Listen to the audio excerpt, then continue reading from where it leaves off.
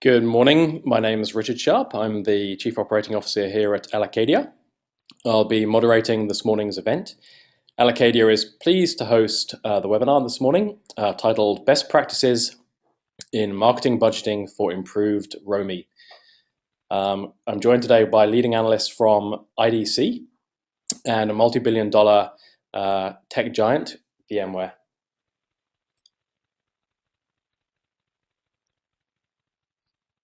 So first of all, let me introduce my presenters today. First of all, I'm joined by Kathleen Schob.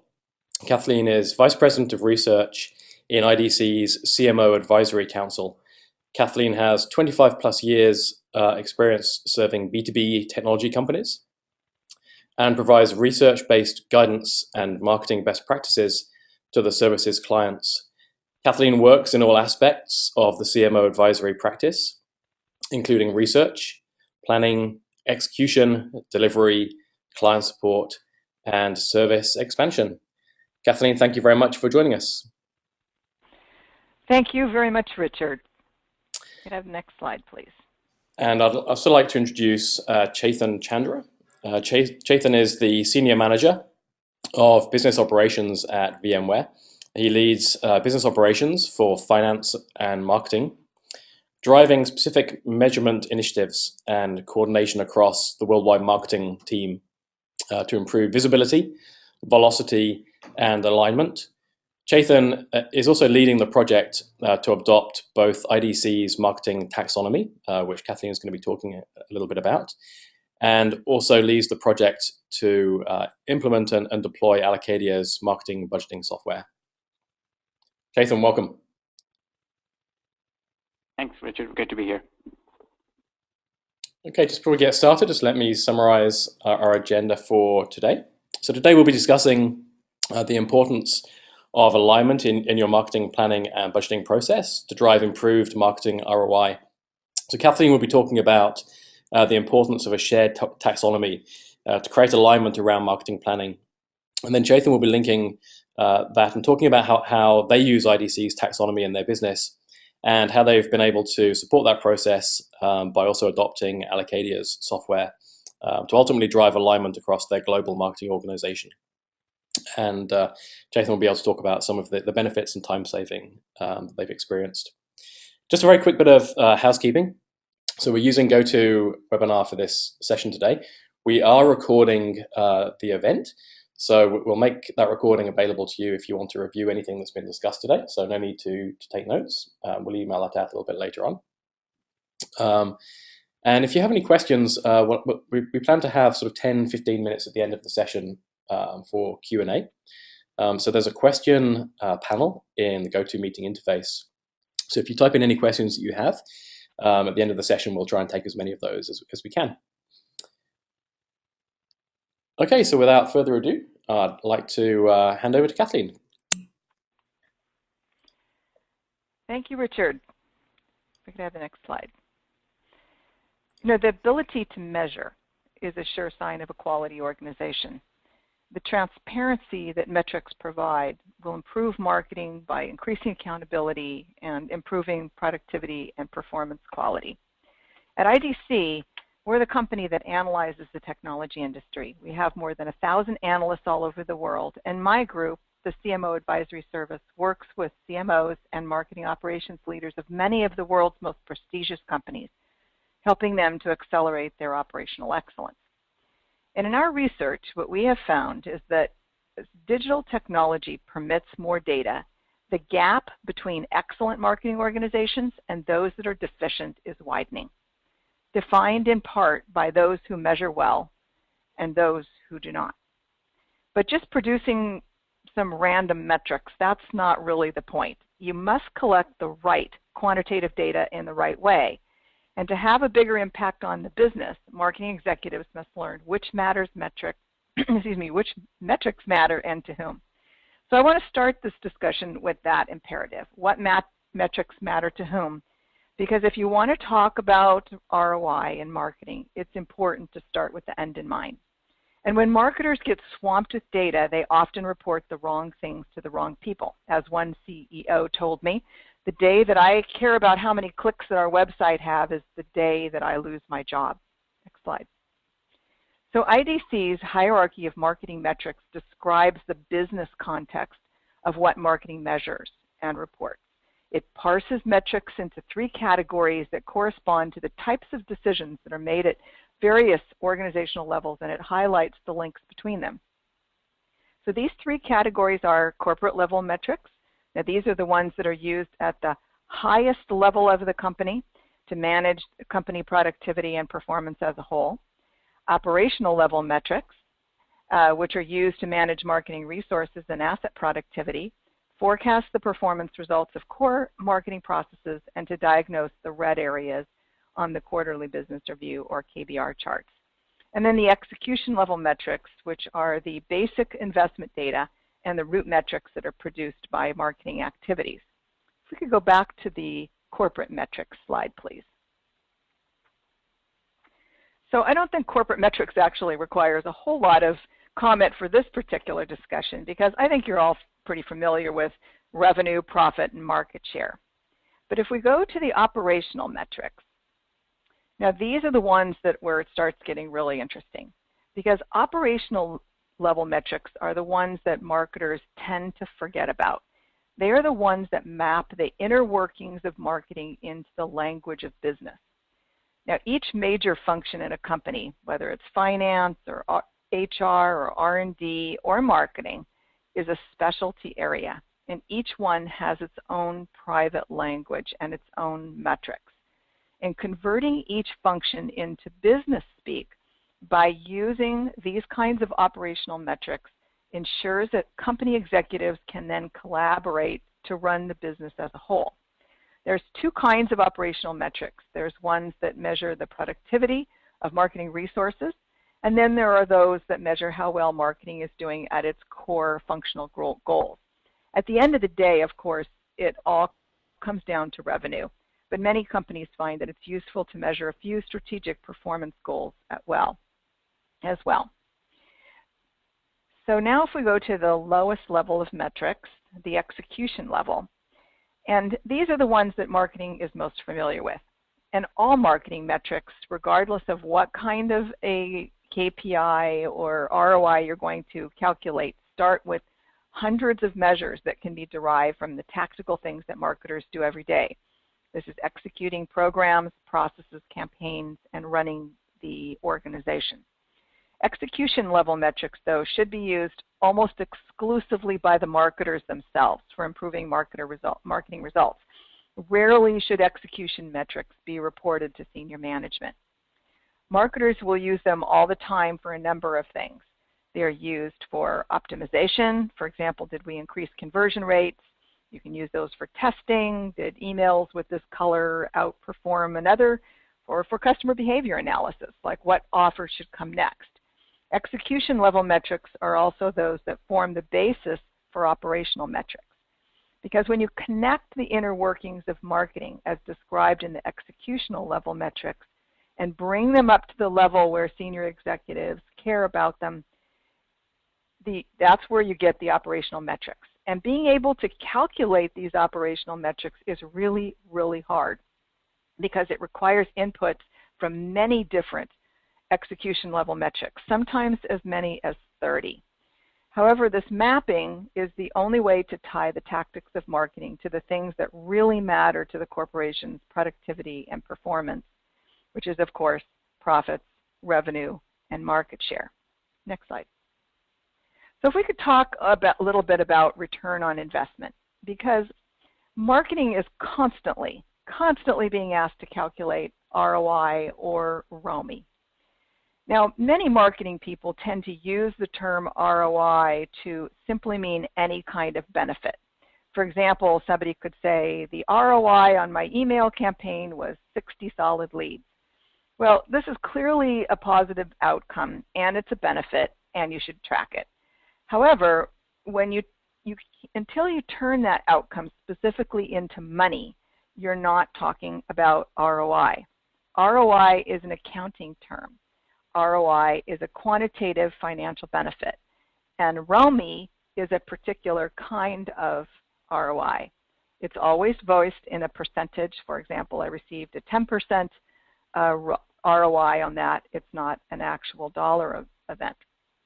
So the question, what ROI did you get from that campaign, is one of the most common and one of the most easiest to ask, particularly as more and more data becomes available. But it's also, of course, one of the most challenging to answer, especially in a B2B company where marketing's return on investment within the context of a long sales cycle has been largely a failure. But it is possible to calculate ROI, but you have to start in the right place. Next slide. Now, one hurdle that we found at IDC to calculating ROI or ROMI is that there's simply a lack of basic financial data analysis and reporting within marketing departments. IDC consistently sees that many marketing departments have a poor understanding of what their investment, or the I in ROI, at the execution level. So the first place that you have to start before you can ever have a hope of return is by measuring your I, or your investments, at the very detailed level. Next slide. Because it is only with very good tracking of I that you will have any hope of being able to calculate R, or return, or any of the other valuable operational level metrics, or for those measurements to have any degree of accuracy. Now, I wish that I could give you a magic formula for calculating ROI. There are none. You can calculate ROI actually relatively easily if your marketing campaign is simple and it has unambiguous results. So this often happens in companies like retailers or some B2C companies that run these kinds of campaigns. But if you're in a B2B company, marketing is not a candy machine. And really, I think there's probably more problems with the CFOs than with CMOs in this regard, because some unenlightened finance people think you can just put a few quarters into marketing and a Snickers bar comes out. That's not true, and it's a very, very silly assumption. But if you create a sophisticated and robust closed-loop, data-driven customer creation process where marketing and sales collaborate, you can eventually get to the place where you can calculate real ROI and get attribution on various campaigns. But let's be realistic. This effort takes a long time. It's going to take a lot of change and a lot of automation, and it isn't easy. But you can get there, and companies are starting to move there. But one of the very essential first steps is getting a handle on that data. So let's talk for just a couple minutes about how to collect the right investment data in the right way. Next slide. One of the most important tools for right data collection is taxonomy. Now, taxonomy may sound like it's a complex scientific word, but it originates actually from just the natural way of how people think and use language. We name things based on their properties, and we categorize them based on their similarity. Taxonomy is nothing more than a list of hierarchically organized names of categories.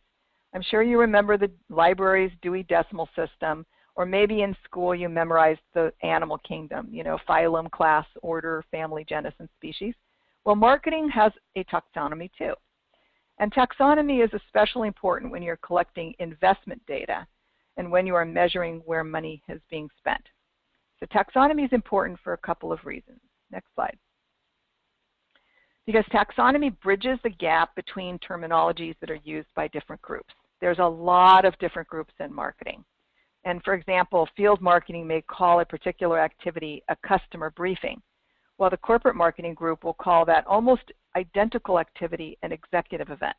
Without the bridging capability of an agreed-on taxonomy, you'd end up with a hodgepodge of unordered stuff. Next slide. Another benefit is that taxonomy ensures that your data gathering will adhere to an important standard in data.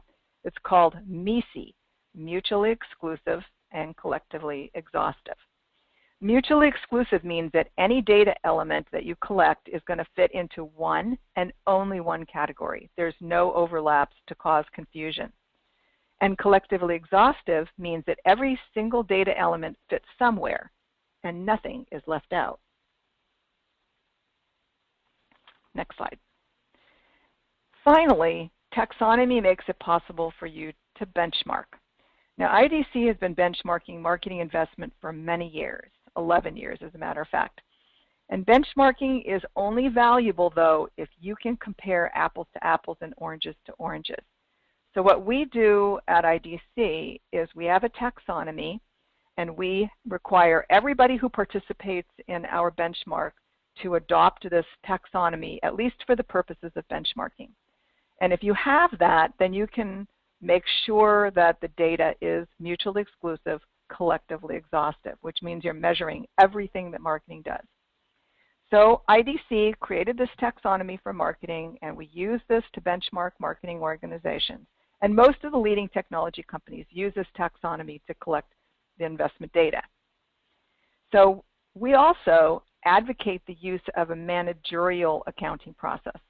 Managerial accounting is also called activity-based accounting, and it measures what people do and what program dollars do rather than what they are called or who they report to. We have found over the years that this is the best way to really find out what your marketing dollar is doing and what your people are actually doing, and whether or not, as you start to move forward to ROI, what it is that you're going to be able to value the most. Next slide. So good measurement and accountability offers an opportunity for marketing to have a greater impact on the company's goals and therefore greater power within the organization. And it gives you the tools to start towards a really valuable and accurate ROI. But if you want to realize this opportunity, then marketing leaders are going to have to invest in the skills, the discipline, and the tools needed to master data at both the execution level and the operational level. Now, you could standardize on the IDC taxonomy, as many companies have, or you can create your own. But if you want to start collecting the right data in the right way so that you can get useful and accurate ROI, this is where you need to start, with the right amount of data. Richard? Kathleen, thank you very much. That was great. It really resonated with me seeing sort of the hierarchy of marketing metrics laid out that way. I've seen so many organizations that have clarity on corporate metrics and are doing some sort of interesting tracking on execution metrics, but there's sort of a big hole in the middle around operational metrics. Sort of very interesting to sort of see a taxonomy as a way to sort of wrestle that challenge to the ground.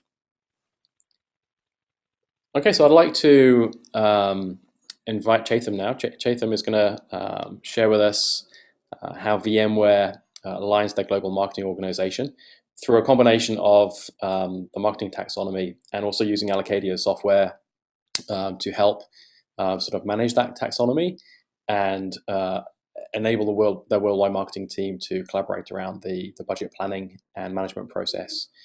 Chaitum. Appreciate it. Thanks, Richard. And thanks, Kathleen, for setting this up. So I wanted to walk us through a little bit about how we conceived MRM solution, the requirements definition that we went through, some real-life examples, how we're doing, and then a vision of what I see or what VMware sees of Allocadia and MRM contributing to our continued scale and growth. So when I first started, we had a pretty good, in my opinion, planning process. It was pretty tight. There were a lot of actors, a lot of scenarios, a lot of tools, a lot of files. But it seemed like everyone knew what they were responsible for. Do your job. So it's kind of an organized planning process. But if you can look at this diagram, there was a lot of workflows, and I didn't know if it could scale, especially when our CMO would ask for ad hoc requests, such as how much we spent in Q2 of last year for events leading up to VMworld, or give me a view of our investments across product A quarter over quarter or year over year. And we could find that data, certainly could. It would take hours, sometimes days, of a spreadsheet exercise that would have to involve multiple players, and it would obviously cause a lot of frustration. So it did give us the visibility. We did have reports. Obviously, our pre-MRM kind of world involved a lot more time, and it required a lot more capacity from a lot of our users. So this was a workflow pre-MRM. And if we could go to the next slide, what I really wanted to do is take a step back and kind of understand, what are the requirements? What do we really value? What do we need as an organization to take us to the next level of our view of our investments, our visibility into our business? So we jumped in, took a sample size of about 30 individuals who, upon my short stay, I saw as super users, really understood what the pain points are, could make that conversion into a value realization of how a solution like Allocadia and MRM could help us. So instead of giving them an opportunity to give me a laundry list of requirements, really force them to stack or rank those pain points into requirements. So it would be conversations, multiple conversations that I had across our user population here in marketing and across finance as well. Anticipate some questions from the CFO or CMO or our product leaders, and contribute that into this model. So I built a conjoint analysis. It's very popular among a lot of product groups when they assess products for customer-facing situations. It's really a feature-benefit analysis. So it was a departure from our traditional requirements definition analysis, if you're familiar with this, typical project management at SDLC methodology. But what I really did is took an analytical approach to assess everyone's requirements, ranked them based on some weighted attributes that they gave me. And the graph below really gives us a picture, paints a picture on what do we value within a marketing organization, cross-functional with finance, of course. And as you can see, this is really a one-to-many. Each one of these bars really translates into multiple requirements that we've fed into Allocadia and the team to help us with a viable solution, a viable product. So instant spending status. Right away, I want to know, my current spending situation per quarter. If an executive or if my leader asks me, what is our flex? What is our buffer? How much do we have to spend? Or how much do we have left to spend if we were to go after a depositioning campaign against one of our competitors?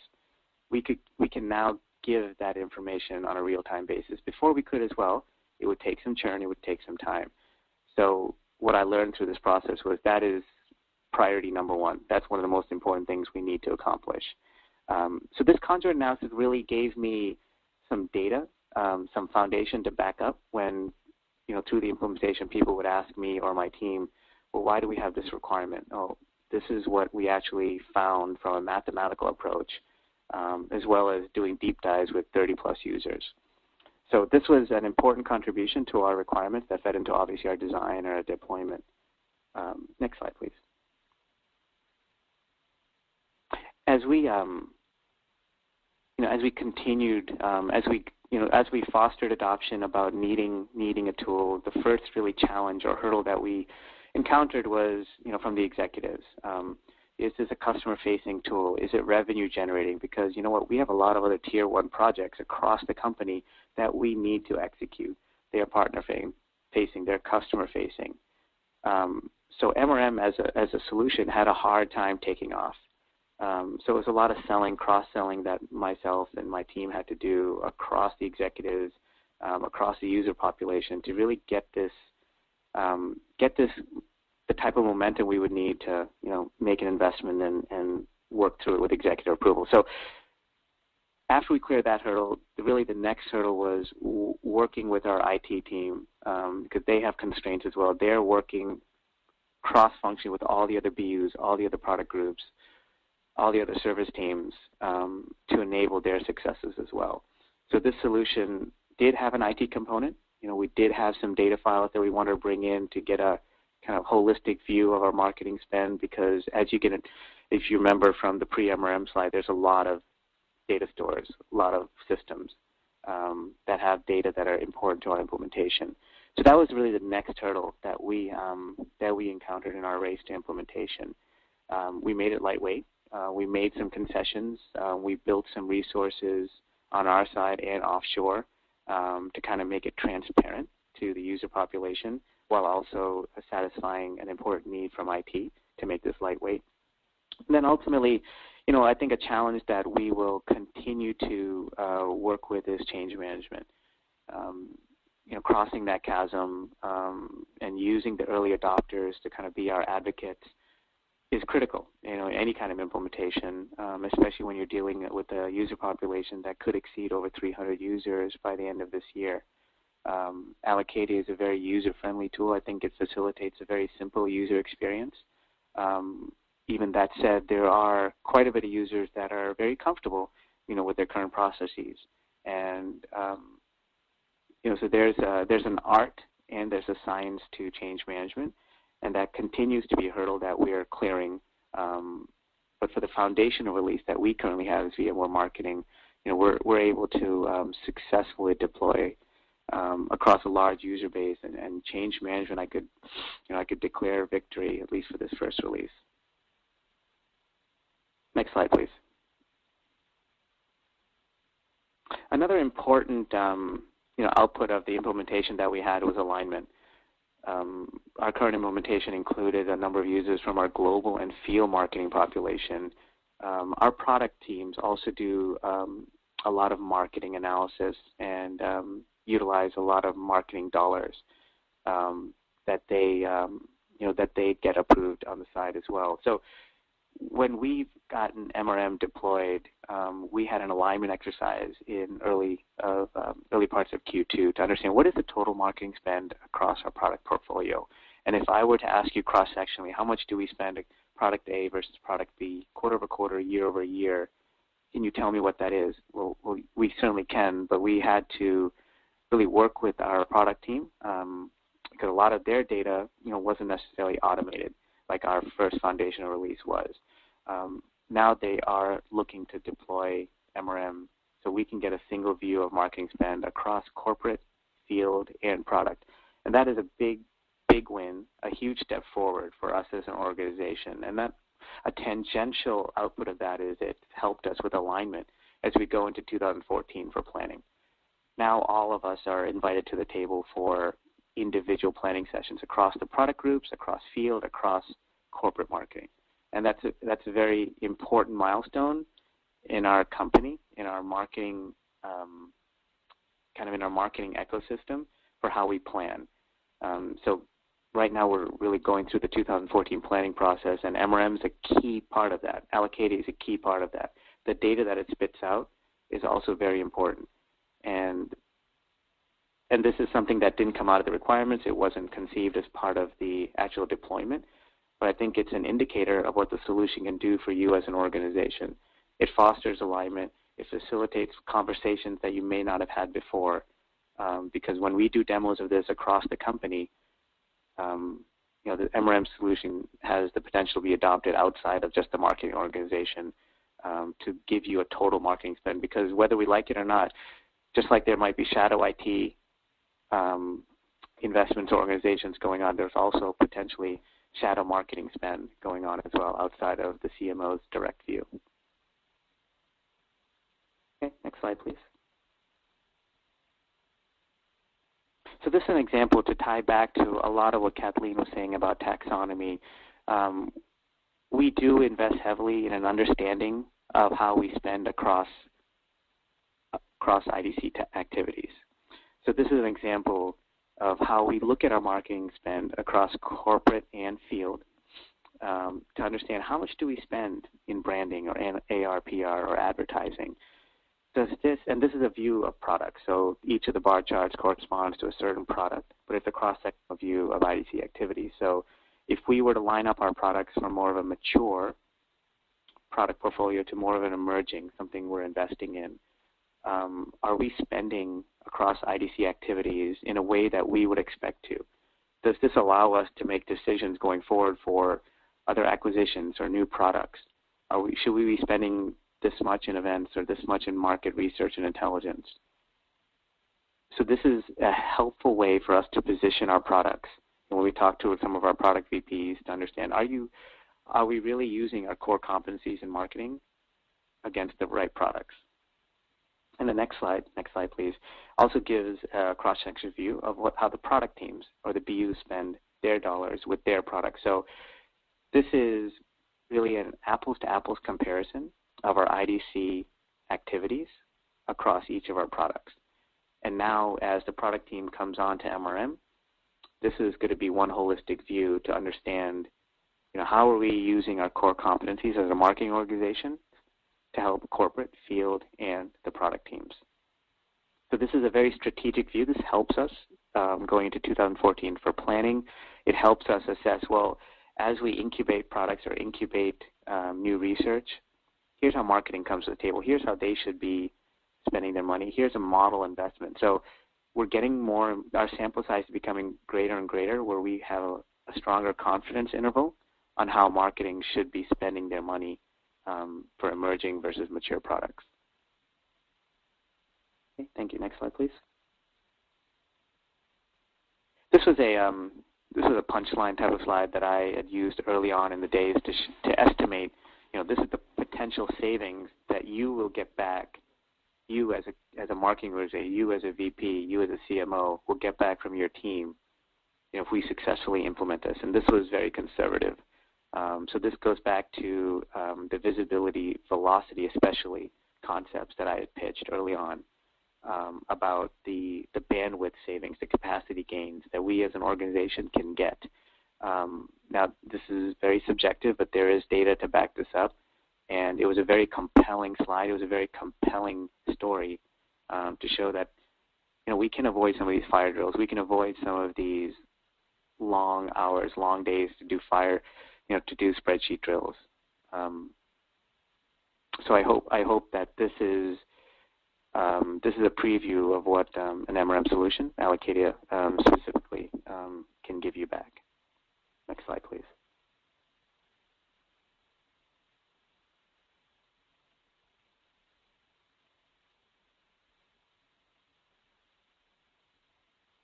And really to summarize, there were challenges along the way. We've had multiple positive gains, and I think that's just, this is just a foundational piece to kind of stabilize the solution from an expense tracking perspective. I think it's built alignment across the CFO and CMO, especially now as we integrate our two thoughts into the planning process. So really the next steps, as both Richard and Kathleen spoke about ROMI, we're getting visibility around the I part. How are we investing across products? How are we investing across the funnel? Are we spending the right amount of money in thought leadership versus demand? Is our demand to awareness ratio accurate? We're getting that type of information back, and we're huddling up to see, does this ratio look right? Is this what we expected? Maybe we need another quarter or two to really understand, because we're a very seasonal company. But we're building that knowledge that we didn't have before. Maybe the next step really is to see, well, how much does marketing really influence the pipe or source pipeline? We should get some more visibility on the R. What do we get as return? What should we invest heavier on? I mean, not all campaigns are demand gen, so we should probably selectively choose some of those. Are some of the ideas and conversations and the dialogue that we're starting to have. And of course, benchmarking. We have an increased capability now to do better benchmarking on our investment piece, and we can take that across reviews that CMO Advisory Services does with IDC to benchmark against other large tech software companies. So this is really a big leap forward. It took a while. There was a lot of persistence involved from multiple folks, but we're heading in the right direction. And I think a company with our size, with a great future ahead, I think it's a good partnership that we have with Allocadia. Internally, we've built much stronger relationships within our CIO, CMO, and CFO audiences, and I think that's a big step forward. And that's a subtle gain that wasn't, advertised heavily when we went through this journey with Allocadia. Fantastic. Thank you, Chaitum. And all right, thank you, Richard. Okay, so I'm just going to summarize. So thank you very much for sharing your experiences there, Chaitum. Really interesting. So just to summarize, some of the key points that Kathleen and Chaitum have raised for us today.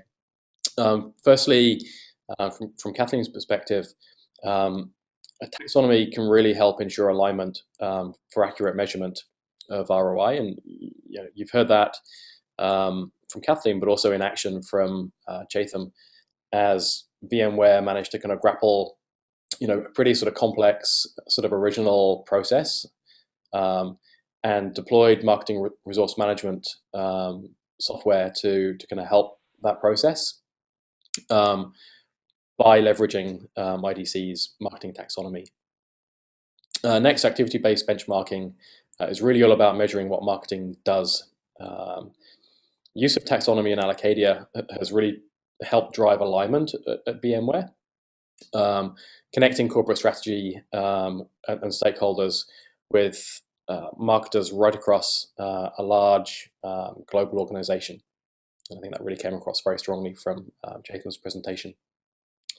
And that Allocadia has been able to provide really a single view of marketing spend on demand. And in terms of ROI, Chaitum shared some pretty compelling time savings, which really is sort of the first level of value that Allocadia's customers tend to see, that they're no longer spending time sort of grappling and manipulating data. They're spending time thinking about how they're investing marketing dollars and how that spend actually relates to sort of the objectives that the organization has. So thank you both very much for taking us through those. So we have a little bit of time now for questions and answers. So if anybody has any questions, just a reminder, please feel free to type them into the questions panel in GoToMeeting. And I've got a few questions. I've got one to get things started, and we have a few questions from attendees already as well. So the first question, Chaitum, I'd like to ask you. Most of the time, Allocadia sees these kind of initiatives being led by marketing operations in large organizations. So I was intrigued that you're actually part of corporate finance. So I wondered if you had any thoughts on how does your involvement in this solution help alignment between the CMO and the CFO? Yeah, thanks for the question, Richard. So sitting in finance, supporting worldwide marketing gives us a kind of different perspective on some of our financial investments, our sales targets. So we have some other exercises going on from a total marketing spend that we've been asked to do, and really that's given me motivation to say, hey, we need an MRM solution, because we just can't look at our financial plan of records or financial systems to get some of this type of data. I think the combination of having that sense of financial growth from a revenue perspective and what % of marketing spend is directly part of that revenue gives us a little bit more focus on how much we can spend across some of those IDC activities and funnel stages. So it gives me a different lens from which to compare kind of what we, from a traditional day-to-day supporting worldwide marketing, to link that back to from a financial strategy and a year-over-year growth. I can anticipate some of the conversations that we would have with the marketing leaders and the marketing executives to be able to contribute to their planning strategy, namely for 2014. So it fosters I think that helps foster more of a link between the CFO and CMO as well at all levels. It trickles down, of course. But to be able to share that perspective from a FP&A or finance perspective to these marketing conversations, and have a tool, a solution like Allocadia or MRM to support some of the data that I'm seeing, it really adds to the dialogue. That's great. Thank you, Chaitum. And although I said that marketing operations is sort of typically the team that's leading a project around Allocadia, we pretty much always see that the finance team are a pretty major stakeholder in the process. So I guess it's just sort of a slightly different balance at VMware. So Kathleen, there's a question which is obviously very well aligned for you from the audience. Someone's asking where can we get insight into IDC's taxonomy of metrics? Well, you can get it off of idc.com, or you can just email me.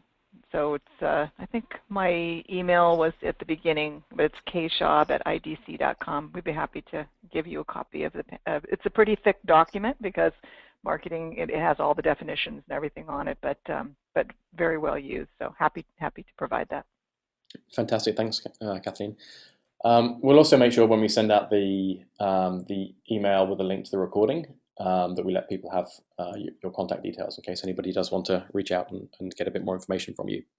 So Kathleen, another question for you.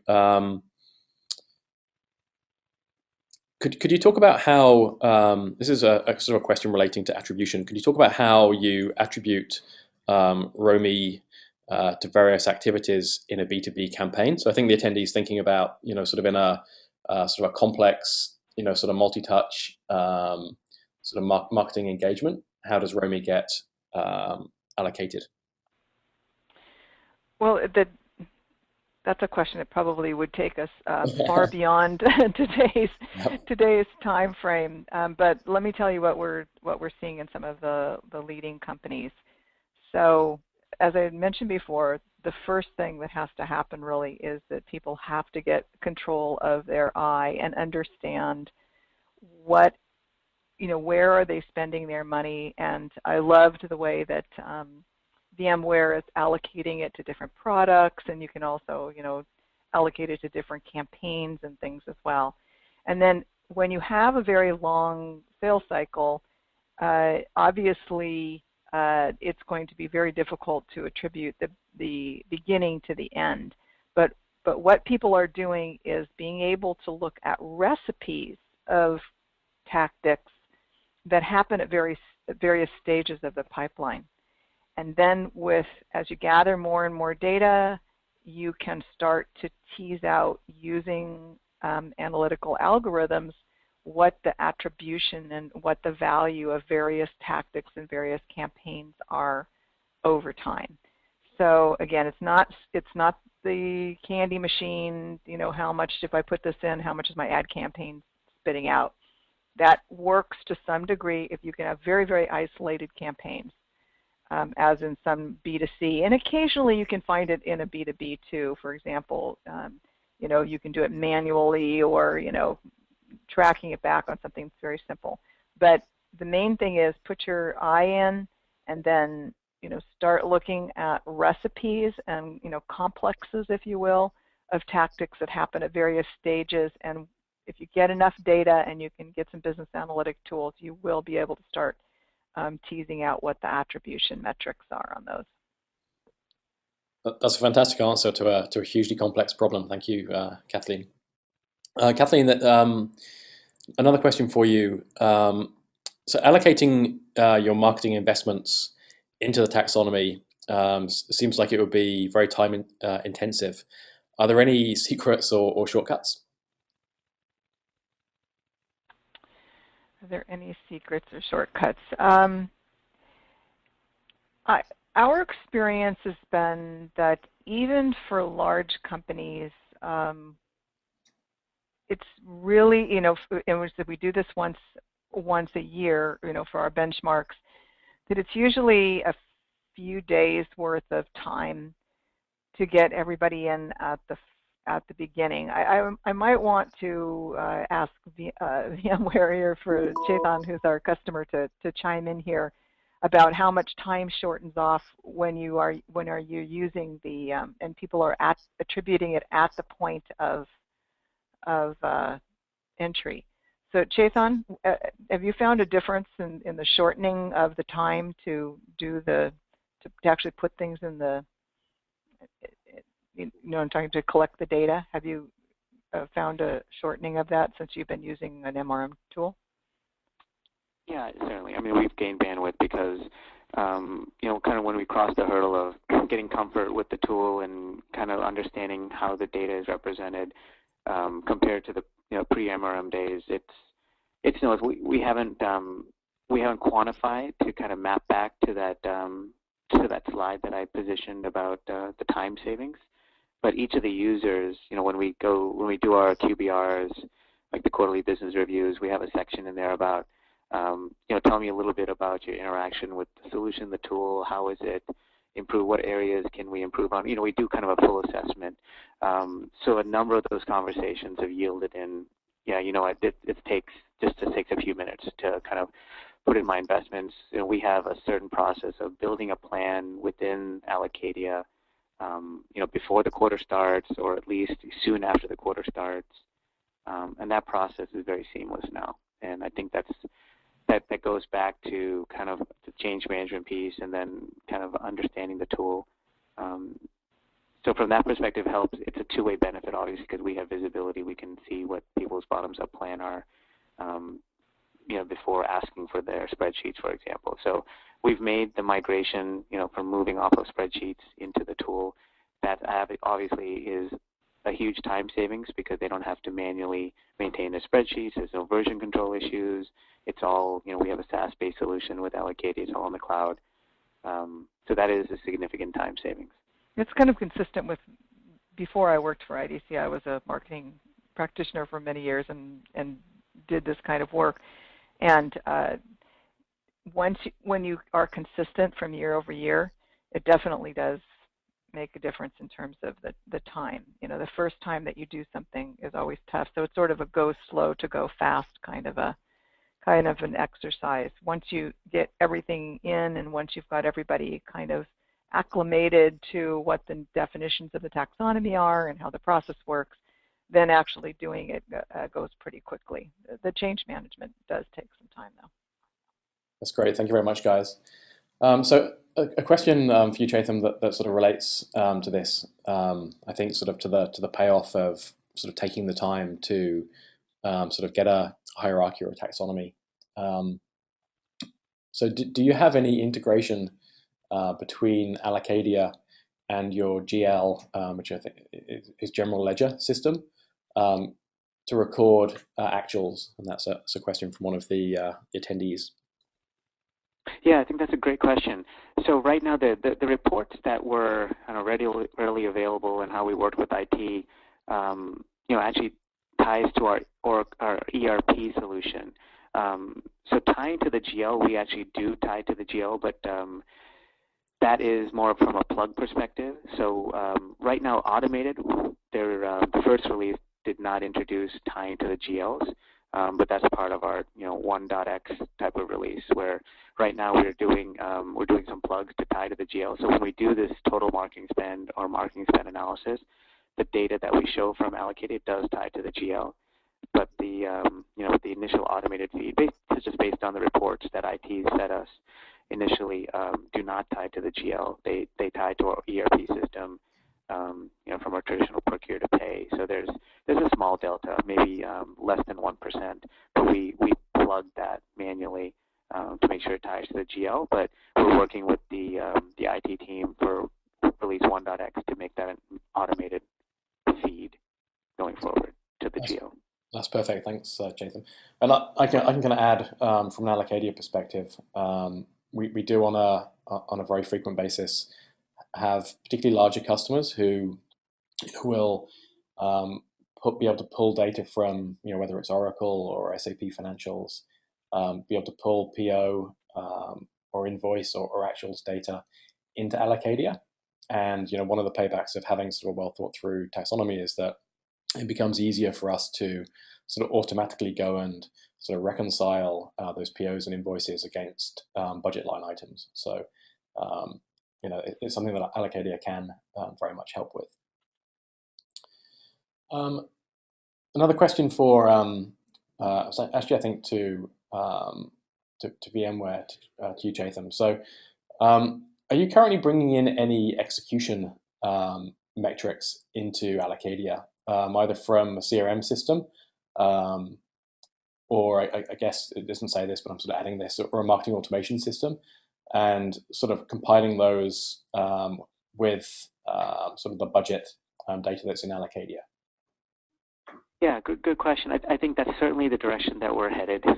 Right now, the initial release, we've just had 1 quarter worth of data in the tool. We've been live for about 12 weeks. Right now, from an execution kind of metrics, programs, products, We just have investment expenses, basically OPEX type of spend in there. We do have conversations lined up next week as there's a lot of interest building up for closed loop reporting to understand. I want to get a little more visibility on the return. So we have marketing systems that we can link to. I know Allocadia has a capability. They have Salesforce.com connectors, and they have Eloqua integration as well. So we're going to do some discovery internally, kind of like what I did with the conjoint analysis earlier, to see what exactly do we want to measure, how do we define ROMI, which campaigns do we want to pilot. So that is definitely part of our MRM journey. I don't think the solution will be complete without it. I just need to, roll that out as the next release. So we are having dialogue around that with our marketing ops team, with our geo leaders, to make sure we understand we're aligned on how we define this before we meet with the Allocadia team to implement it. That makes a lot of sense. Thanks, Chaitum. So it certainly takes me back as well to something Kathleen said earlier in the presentation around sort of investment data sort of being a foundational piece. And once you have some real sort of clarity organizationally around that, it becomes a little bit easier to start thinking about measuring marketing ROI. So it makes a lot of sense that you've started and done a great job of that foundational piece across a large organization. So Kathleen, I think this will probably be our final question. Do you have any thoughts on, is there a minimum size or complexity that an organization should have to really consider adopting IDC's taxonomy? I don't see why it would be. I mean, certainly the larger the company is, the more value that a taxonomy would have, because the issues of alignment, as Chaitum was referring to and I also referred to, and the sheer complexity of trying to make sure that you get a collectively exhaustive and mutually exclusive attribution of all your investments gets, so there's a scaling factor that the benefits, I think, get bigger as you get more complexity in the organization. But marketing is marketing, right? And so people are still, they have advertising, they have events, they have PR, they have product marketing. I mean, those things exist no matter how small or large your company is. So I don't see why anybody wouldn't want to move towards, whether it's IDC's taxonomy or some other taxonomy. I happen to obviously think that ours is a really good one. But I don't see why company size would make that much of a difference. Yeah, thank you, Kathleen. I mean, that's certainly, I think, my perspective. I've led marketing in small tech companies. Allocadia is certainly nowhere near the size of VMware, but I feel like we're still covering a lot of the same bases from a marketing management perspective. And we do see some of the smaller companies that adopt Allocadia still sort of taking a sort of taxonomy-based approach to getting organized. Okay, so let's leave it there for questions. So it remains for me to thank Kathleen and Chaitum. Thank you so much for doing an exceptional job for us this morning and sharing your insights and your experiences. Really appreciate you both doing that. So I just wanted to close out and thank everyone for joining us today. We've had a great attendance, a ton of really good sort of detailed questions. We haven't been able to get through all of them, but we'll attempt to do that after the session. If anybody has any other questions that you'd like to be answered, that you didn't get a chance to ask, please feel free to email me. My email address is there, richard.sharp@allocadia.com. I also just wanted to let you know about our next webinar, which is scheduled for Thursday, October 31st, again at 9 a.m. Pacific. And the topic is around how to align marketing campaigns and your budgets for better ROI. So sort of a slightly different perspective on how in complex organizations to go and be able to sort of manage the interconnections between all the people that need to work on sort of different aspects of campaign execution and sort of aligning that around what the organization does. So it really starts to pull in performance metrics. Okay, so thank you very much for joining us today, and we look forward to speaking with you soon.